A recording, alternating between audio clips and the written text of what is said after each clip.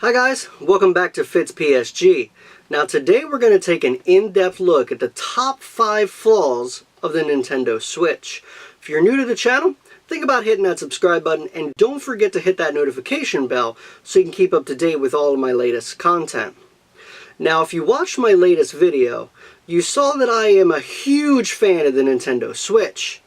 I gave it a lot of praise, but if I take off my rose-colored glasses, I can start to see some of the flaws that Nintendo left in there. Today we're going to take a look at those top 5 flaws and see which ones I would change and what I would do for them. Nintendo is notorious for making design changes to consoles later on, such as the DS, DSi, DSi Lite, DSi XL.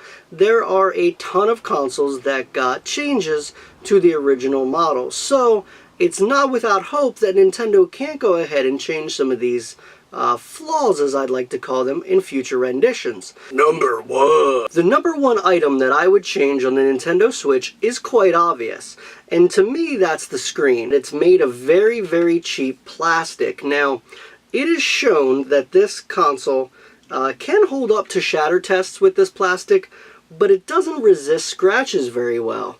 And I feel that the number 1 thing that they could really do is to strengthen this with something a little bit better. Now I know most phones use Gorilla Glass. I'm sure there's other alternatives on the market as well, but I feel like Nintendo definitely cheaped out here on the screen a little bit, and I understand why. The profits were obviously the main concern.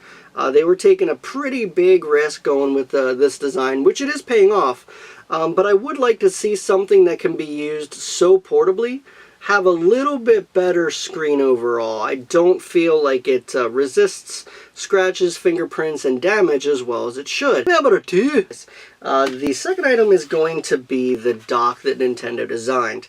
Now there's a few flaws that I see with this piece of equipment overall. First, I'll say it, Nintendo, you designed an extremely boring aesthetic right here. Now if I go out and buy this system, I want to show it off. I want to show off my shiny new console to all of my friends. Now, if I'm sitting this in my living room and it's just sitting there, that's boring. It has no redeeming qualities, unfortunately. There's so much that they could do with this to spice it up, but unfortunately, it's just a gray piece of plastic. This has led a lot of people to make third-party alternatives. I've seen people 3D print things. I've seen people make their own docks entirely. I've even seen people rip apart the dock and just make miniature docks because there's only one little bit in here that's actually useful. So I would say this is probably going to be something that Nintendo redesigns in the future. The second item that I do not like about this is it does not allow for proper heat dissipation. There are plenty of people online that when you slide this in, complain that there's really not much space for the Nintendo Switch when it's sitting in here. I don't know if you can see that too well, but it's really pretty snug up against this. And when this gets hot, a lot of people are actually complaining that the Switch is bending because of this.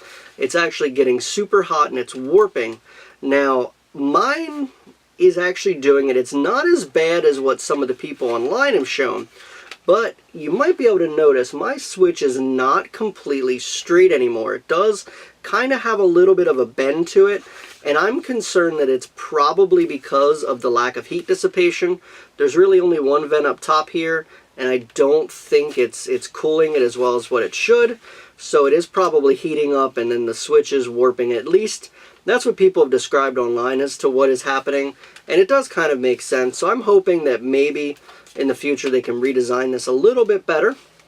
That also leads me into the third thing that I do not like. That is right inside here where you slide your Switch in, there's not much room in between this and the Switch. It's actually just a solid piece of plastic. You're not going to be able to see it from there. But a lot of people have put in reports of just sliding their Switch in simply, they're scratching the screens. That is a really big concern because all you're using this for is to really dock it and go out to your screen.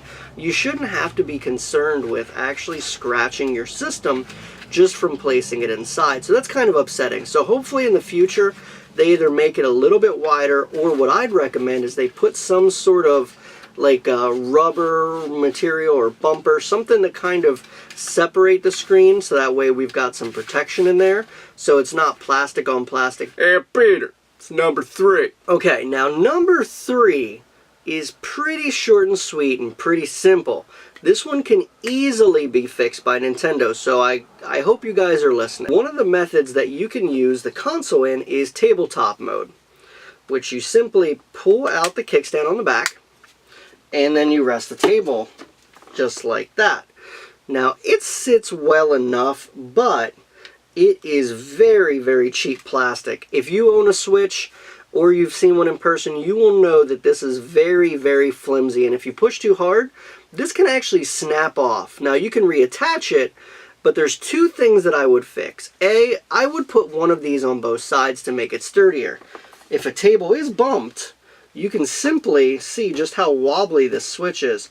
If I bump the table, it will instantly kind of fall over, so I don't like that. I think that there should be an even weight distribution, one on both sides, so that way we can go ahead and have a much, much safer spot to sit your Switch. I don't like that. The other thing that I would really, really like is if it offered multiple different viewing angles. You literally can only open and close this, and that's it. It only offers for this one little viewing angle, which isn't always perfect for everybody. Maybe you want to angle a little bit more, maybe it's easier to look down on, but this is really all you get right here. So I would hope that maybe they can put in some kind of ability to change that angle. You're silly, silly number 4. Fourth thing that I would change about the Nintendo Switch is a pretty big deal to me. And if you use it in portable mode and you use it with friends a lot, I think this is a pretty big one for a lot of people, and that is the placement of the USB-C port. It is currently on the bottom, and that makes sense when you dock the system, because you simply plug it in and the charging port is on the bottom of the system, and that works. Now, why is this an issue? Now imagine you are out at a park or you're at someone's house and you have this in tabletop mode. The battery is not that good on the Switch. Depending on the game, you can get anywhere between an hour and a half to 6 hours of battery life. Kind of seems to be the range that I'm getting. What can you do to enhance that? You can use what I use, and this is a portable power pack. So what I can do is I can plug this in. Let's just show you an example of why this doesn't work. So imagine you're there and you want to charge your Switch. You cannot charge it and use it at the same time. It is unfortunately not capable. So if I plug it in here, pretend, oh, I grabbed the wrong cable, guys. Please ignore my stupidity. Now imagine you grab the cable. Now look. This is what we get. Thank you, Nintendo. This is amazing. This is what you designed. So I am not able, without a third-party accessory, which I own, to charge and use my dock at the same time, unless I lay my system down flat and now we're staring at it like that. So that, to me, is a pretty big design flaw, that I cannot charge and use my dock at the same time. Now, I get it, why it's on the bottom, because of the dock, but maybe in a future way they can either do put 2 ports, maybe one at the top, one at the bottom. I don't know if there's some kind of internal design flaw where it restricts them from doing that at the current moment, but that would be great if there were 2. Another thing that they could potentially do is relocate this to the top, so that way when you're on the go, you can charge it from the top, and then you're going to say, hey, well, how do you charge it then? What if they replace the entire back with a wireless like key charging, almost like with your iPhones and your Samsung phones, where when I put my Switch in the dock, the material on the back when touching it will then charge it. That would work for me. It would maybe add a little bit of cost, but I'm sure since they're selling so well, if they sell enough hardware, they'd probably recoup, because things get cheaper as they make them and they go on anyway. So that might be something that they can do in the future to eliminate that problem. But as it stands right now, I don't like the ability that I cannot charge and play my Switch at the same time, which is why you see that I have this over here. It allows me A, multiple angles, and B, the ability to actually plug in and charge at the same time. So Nintendo third parties are already fixing your issues like that, but I would say please in the future, please change that. Please fix it in one way or another. I think it's a big design flaw, seeing as though the battery is pretty poor. The only other thing that I can see that you can remedy it with is maybe enhance the internal batteries. Maybe battery technology will come a little bit further when you make the next version, so this might not be an issue come the future. Maybe you'll get better battery life, where you get 6 to 9 hours, and if you're playing for that long in tabletop mode, it might make sense to take a break after that. So, might not be a problem in the future. Yes, number 5. Number 5 is good. Okay guys, so we have reached the number 5 item on my list, and this is a pretty big one, I feel.